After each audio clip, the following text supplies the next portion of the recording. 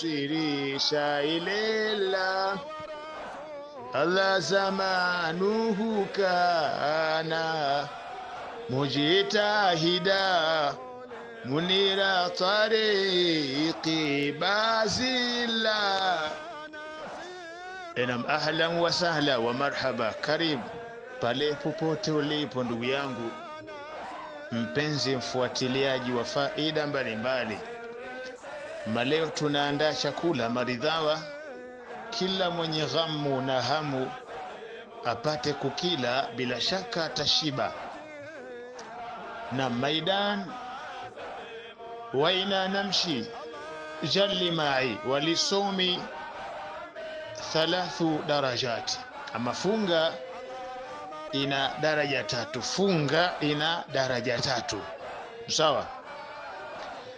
Na tuna malasiki ya saumul umumi, kuna funga ya vyote. Saumul umumi, funga ya vyote, yani funga ya makusanyo ya vitu vyote. Na as-saumul khususi, na kuna funga ya baadhi. Lakin tuna saumul khususi ala al-khususi au saumu khususi al-khususi, na kuna funga ya baadhi juu ya baadhi. Kwa namna gani? Unaweza fahamu masala yanavyojali. Ama saumul umumi, sawa, maana ya funga ya vyote tafsiri yake ni kaful batini, ni kulifunga tumbo, walfarji, na utupu, an qadha'i shahwa, kuhusiana na tendeko la matamanio, matamanio ya kula, halu majarra. Lakin mathalan kal akli, umelizuia tumbo kuhusiana na kula chochote kinachoitwa maakal, ni chakula, washurbi, na kunywa chochote kinachoitwa mashrab, waljimai, na namna ya ajima. Wa amma saumul khusus, ama funga ya ikhtisasi, funga ya baadhi, sawa. Fahuwa ma, ni kwa namna ambayo imetajwa, ni kaful jawarihi, ni kufunga, ni kuvifunga viungo. Kuna namna viungo vyako unavifunga, ndiyo al-khususi, sawa. Kwa namna gani? Wa hiya sam'u wal basaru wal lisanu wal yadu wal rijlu wal farju, ni kufunga macho yako. Kwa namna gani? Tutaweka mayazi, tutaweka tabayan, tutaweka majalli ya maana, sawa, ambayo ndiyo maksadi, kuyafumba macho, kuyafunga macho, sawa, kuyafunga masikio yako, kufunga ulimi wako, ndiyo saumul khususi. Kufunga macho, kufunga albasaru, kufunga al-lisan, kufunga ulimi, kufunga al-yadu, na kufunga mkono, kufunga ar-rijlu, na kufunga miguu, wal farju, na kufunga utupu. Anil athami, kuhusiana na makosa, madhambi mbalimbali. Unapoambiwa mtu kafunga, maana yake ni kwamba kazuia kutoiba, kazuia kutosengenya, kazuia kutotazama vya haramu, sawa. Kazuia kutotembea kwenye vya haramu. Hii ndio tafsiri ya saumul khususi. Watu wawe wanaelea, kuna madarij, daraja tu saumi, ziko aina mbalimbali.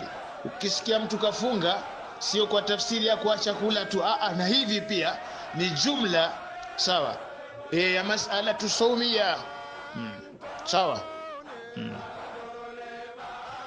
Sasa kafu samii, kuzuia kusikia kukoje, ama kufunga kusikia kukoje, ni adamul isghau, ni kukosekana kusikiza, ila kulli ma nuhiya anhu, kwenye kila ambacho kimekatazwa. Miziki, sawa, kusikiliza uongo, kusikiliza mambo mbalimbali ambayo yamekatazwa katika wajihi sharia, huku kunaitwa kufunga.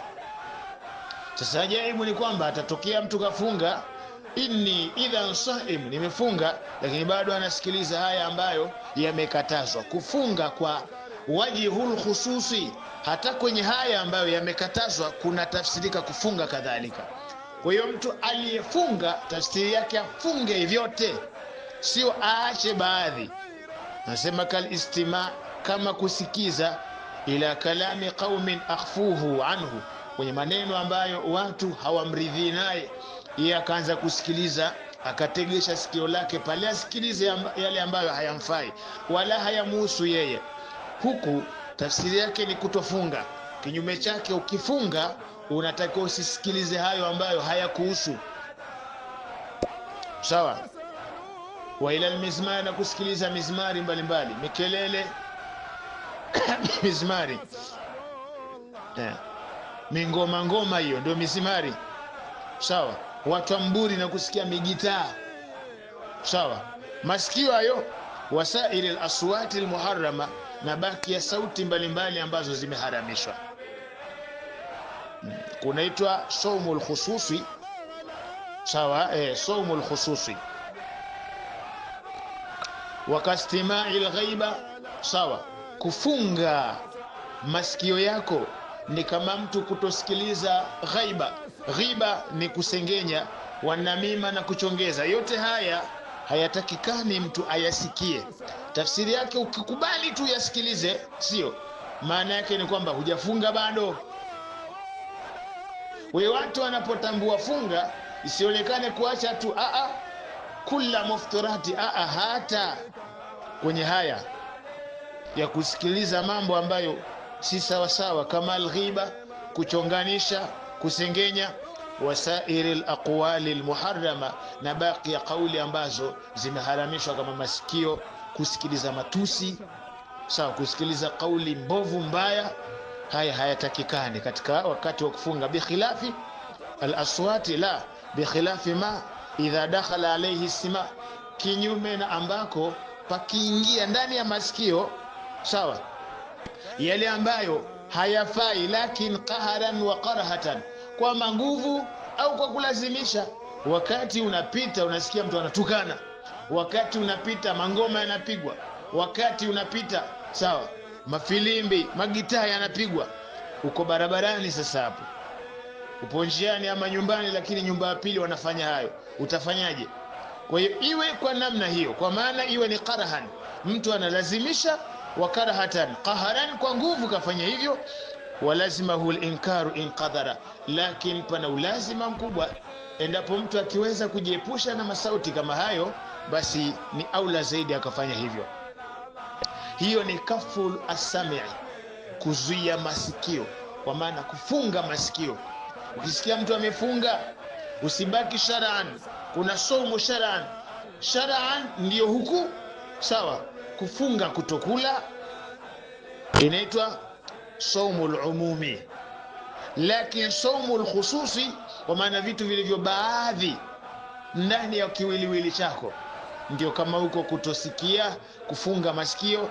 Lakini tunapozungumzia, sawa, kaful basari, kuyazuia macho, kunaitwa kufunga katika namna ya kuyazuia macho. Kivipi? Ni adamu nadhari ila kulli ma yadhumu shar'an, ni kukosekana utazamo kwenye kila ambacho sheria inakizungumza ubaya wake, yani maasi hayo.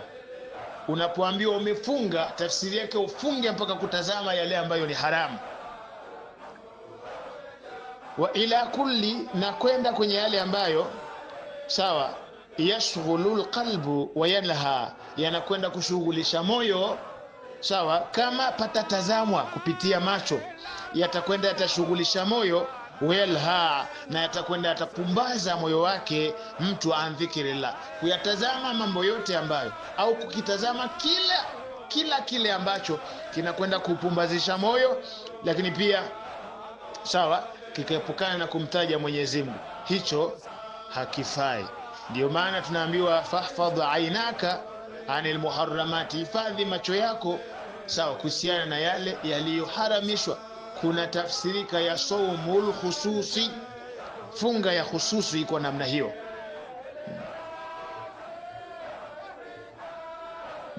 Naona